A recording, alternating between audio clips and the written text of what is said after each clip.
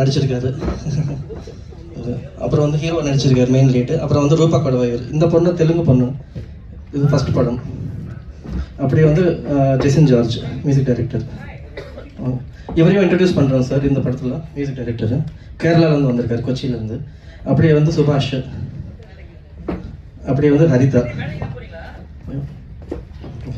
So இந்த படம் பண்ணுறதுக்கு வந்து அதான் சொல்கிறேன்.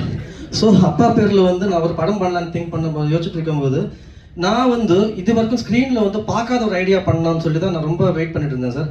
அந்த டைமில் வந்து நான் வந்து இந்த படத்தை டைரக்டர் சந்தித்தேன் சென்னையிலேயே. அவர் பேர் Bebin George Jeyaseelan. Bless my son.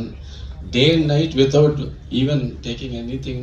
He worked like anything nearly for the past 3 years. To this stage, he has get the movie to the audience. Please bless my son and all the press. I'm very thankful to all press media. అమ్మా నువ్వేం చెప్తావా sir? Please sir, இந்த opportunity எனக்கு கிடைக்காது. இது நான் அங்கே ஊர்லேருந்து வந்திருக்காங்க சார், இதுக்காக தான். తెలుగు మాట్లాడచ్చు సార్ తెలుగులో పేసువాங்க సార్. మా బాబు చాలా కష్టపడ్డాడండి ఈ సినిమాకి. చాలా నిద్ర ఆహారాలు కూడా ఏమీ లేదు, అసలు ఆహారం లేదు, నిద్ర లేదు. మా బాబుని మీరందరూ బ్లెస్ చేయండి, అదే చాలు నాకు, అదే తృప్తి నాకు. ఇంకేం వద్దండి నాకు. నా బిడ్డ చాలా కష్టపడ్డాడు. మీరందరూ మా బాబుని ఆశీర్వదించండి, అందరూ చల్లగా ఉండేలా జీవించండి.